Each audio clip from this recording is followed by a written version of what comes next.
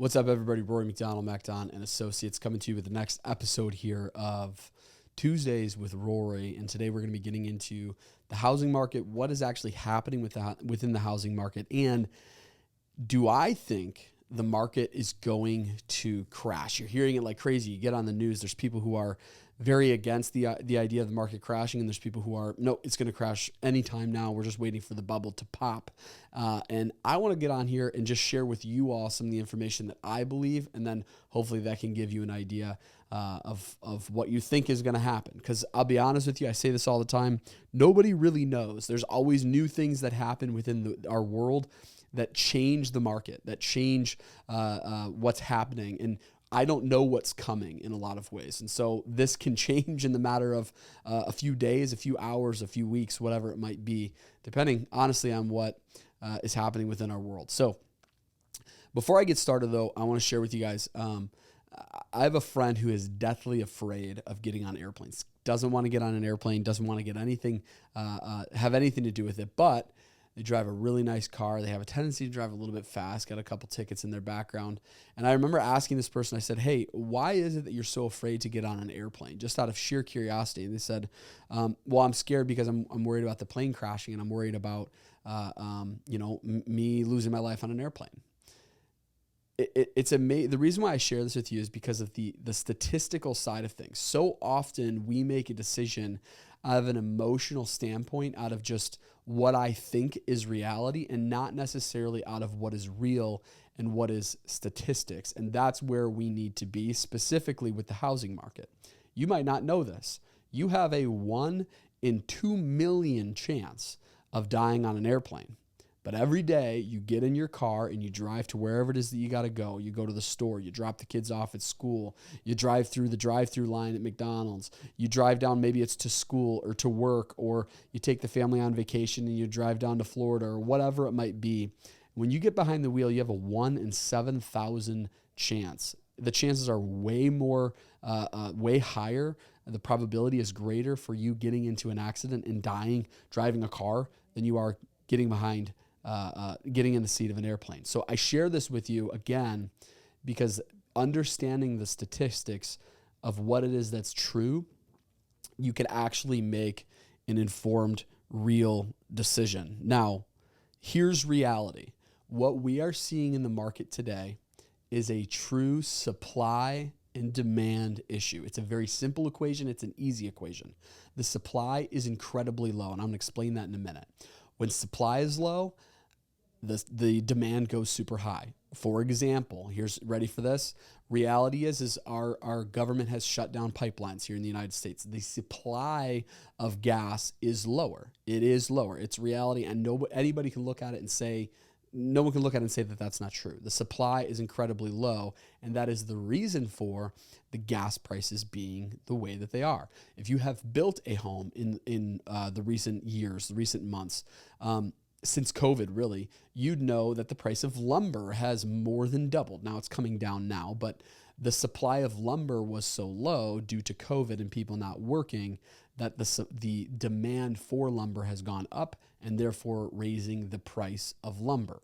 The exact same thing is happening with the housing market. Now, let's go back to 2020, or excuse me, no, I wanted to go just before that. 2019, just before the market crashed, or excuse me, just before the COVID-19 came into our world, we had a housing shortage then. Get ready for this.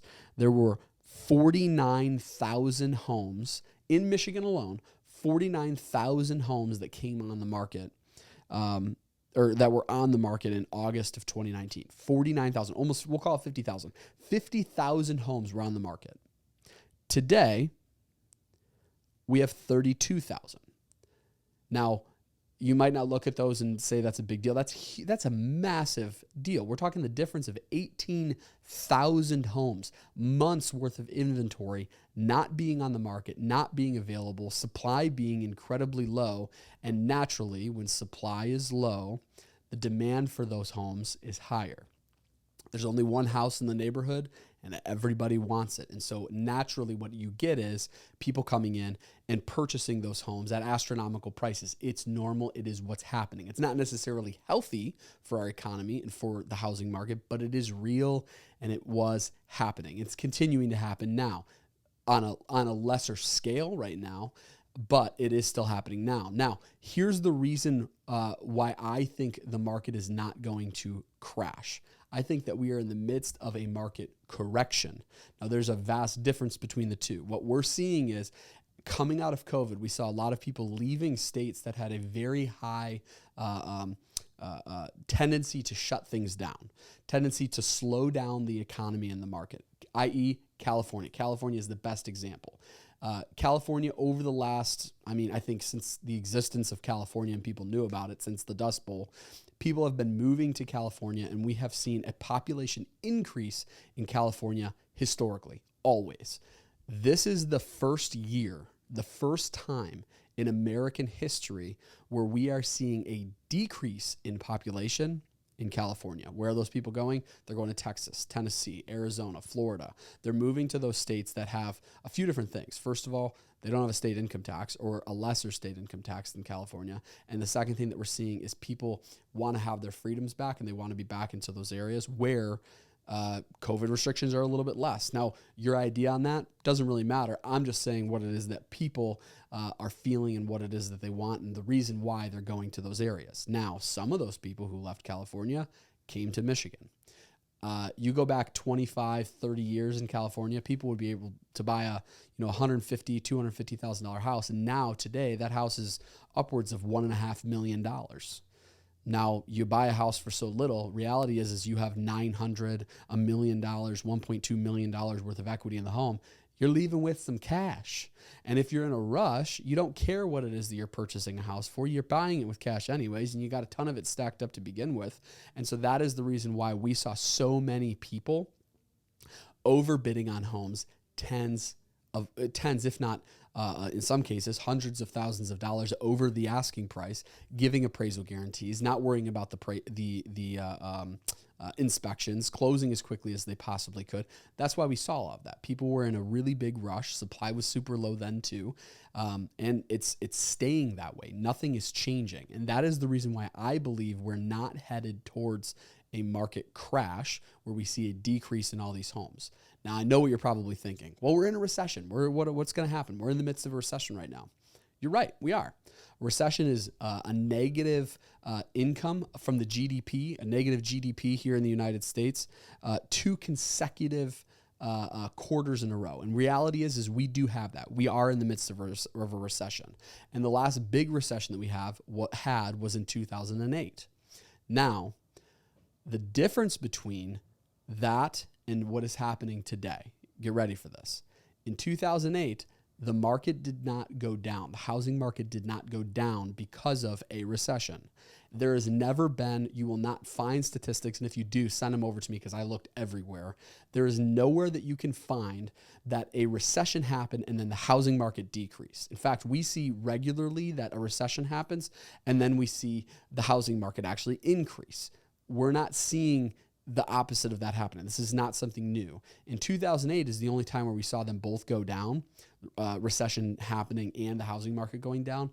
But the reason for that was the housing market caused the recession. It wasn't the other way around. Loan officers, mortgage companies were selling terrible loans to people. They were qualifying them when they shouldn't have been qualifying them. They were allowing them to purchase homes that they weren't capable of purchasing. And in often cases, multiple of those homes and putting them in a position where they weren't able to pay their bills. That's not happening now. That's not what's going on now. So that is the reason why I believe, and I want you to come to your own opinion on this, that is the reason why I believe we are not going to see a market crash within the next 3 years. I think we're going to have consistent growth within the housing market, which is why it's a great time for you to be in a position to purchase. Now, if that's something that you're considering, you can reach out to us. We'd be happy to put you in contact with an awesome loan officer to get you started on that process.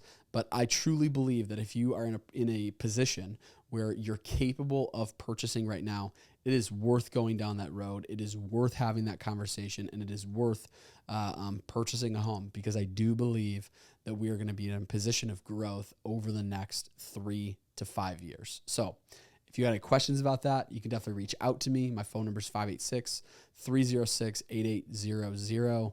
But besides that, you guys have a super blessed day, and we'll catch you next time on Tuesdays with Rory. See ya.